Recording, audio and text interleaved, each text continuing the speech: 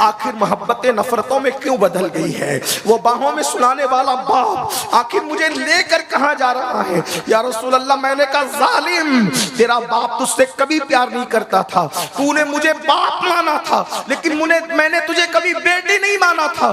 بالآخر یا رسول اللہ المختصر گھسیٹتے ہوئے میں وہاں لے گیا جہاں کعبۃ اللہ کے سامنے آج بھی ایک قبرستان ہے۔ حج کو جاؤ، عمرہ کو جاؤ تو جاؤ اور جا کر کے ننھی ننھی قبروں کو دیکھ کر اندازہ کرو کہ میلاد کے پہلے کے حالات کیا تھے۔ میلاد کو سمجھتے کیا ہو ظالمو؟ اللہ اکبر، اللہ اکبر۔ میں وہاں لے کر کے پہنچا اور جلدی جلدی سے میں گڑا کھودنے لگا تاکہ شیطنت کو، نحوست کو، بے برکتی کو، بیٹی کو دفن کر دوں۔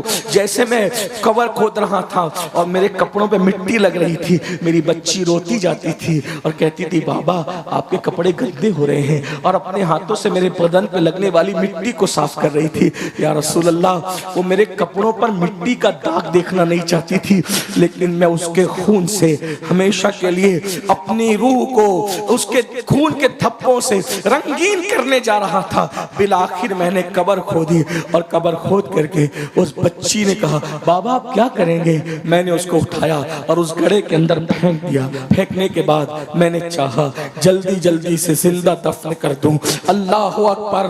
میں ادھر سے مٹی ڈالتا، وہ کہتی مجھ سے کوئی غلطی ہو تو معاف کر دے بابا، اور غلطی بتا دے، میں آج کے بعد کوئی غلطی نہیں کروں گی، لیکن آپ مجھے دفن نہ کریں۔ یا رسول اللہ چونکہ وہ بڑی ہو چکی تھی، بچیوں کو زندہ دفن کرنا تو آسان تھا، جو چند دن کی تھی، چند لمحے کی تھی، یہ 4 سال کے اوپر کی ہو چکی تھی، کبھی ادھر ہوتی کبھی ادھر ہوتی۔ میں نے سوچا یہ شیطنت کو اگر میں دفن نہ کر سکا تو پھر بہت مسائل درپیش ہوں گے، تو میں نے سوچا پہلے اس کو مار ڈالوں اور مار ڈالنے کے بعد پھر دفن کروں۔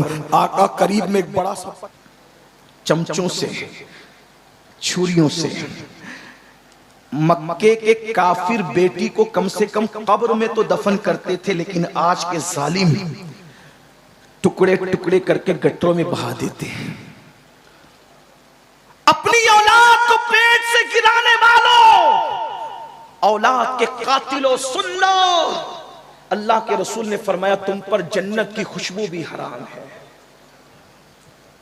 جو ماں کے پیٹ سے بچوں کو گراتے ہیں غربت کے خوف سے، جہیز کے خوف سے، شادی کی مہنگائی کی بنیاد پر، آقا ارشاد فرماتے ہیں کہ یہ بچے جن کو ماں کے پیٹ سے گرایا جا رہا ہے قیامت کے دن بغیر سر کے اٹھیں گے اور اللہ کی عدالت میں عرض کریں گے مولا ان ماں باپ سے، ظالم سے پوچھ کہ ہم نے کیا غلطی کی تھی جس کی سزا دی گئی کہ ہمیں دنیا میں آنے سے پہلے قتل کر دیا گیا۔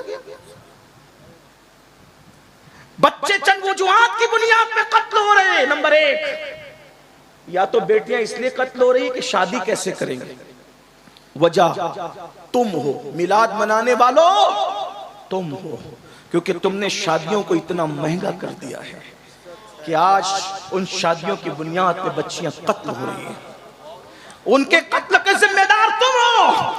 اور بڑی معذرت کے ساتھ خو گرے حمد سے تھوڑا سا گلہ بھی سن لے، میلاد کی یہ محفل منانا شاید تمہیں کام نہ آئے، معاف کرنا، معاف کر دینا، اور معاف نہیں کر سکتے تو مجھ سے بات کر لینا، میں بات کرنے کے لیے بھی تھی۔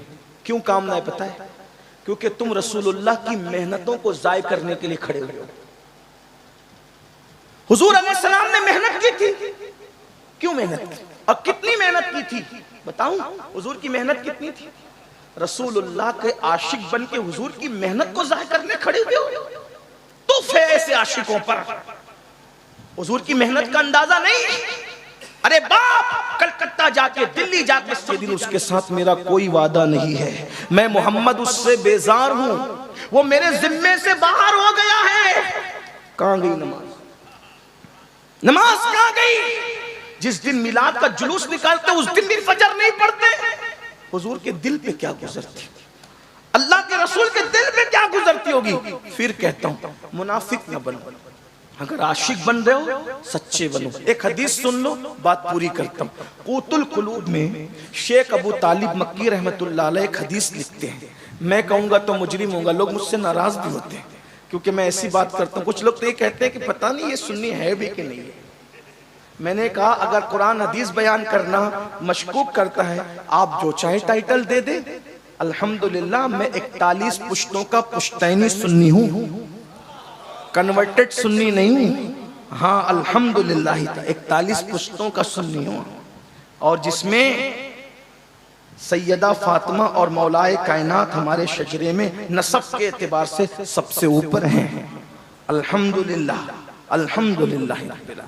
لیکن ایک بات آپ سے کہوں، حقیقت اگر میری بات واقعی سنیت سے ٹکراتی ہے تو آپ میری اصلاح کریں، مجھ سے بات کریں، اور اگر میں واقعی سنیت کی بات کر رہا ہوں، سیدی اعلیٰ حضرت فتاوی رضویہ شریف میں مسلک نقل کرتے ہوئے لکھتے ہیں کہ مولا علی نے بے نمازی پہ کفر کا فتویٰ دیا، سیدنا فاروق اعظم نے بے نمازی پہ کفر کا فتویٰ دیا۔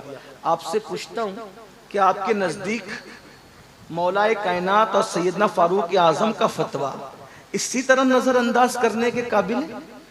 اگرچہ ہم حنفی ہونے کے اعتبار سے ہمارے اعلیٰ حضرت نے بتایا ہمیں، اور ہمارے امام نے بتایا کہ ہم بے نمازی کو ڈائریکٹ کافر نہیں کہتے، فاسق کہتے ہیں، ہمارا عقیدہ یہ نہیں ہے، اس لیے کہ جو حدیثوں میں آیا ہے اس کی تعویل ہمارے امام اعظم نے کی ہے۔ لیکن ایک بات آپ سے کہتا ہوں، مولا کائنات نے فتویٰ دیا بے نمازی کافر، فاروق اعظم، اگر اللہ نہ کرے، اللہ نہ کرے، 1000 بار نہ کرے، اگر آپ سے پوچھتا ہوں امام اعظم کے قول کی، تو جو عشق اتنا کمزور ہو جو گھر سے مسجد تک نہ لے جا سکے، وہ عشق تمہیں کبھی جنت تک نہیں لے جا سکتا۔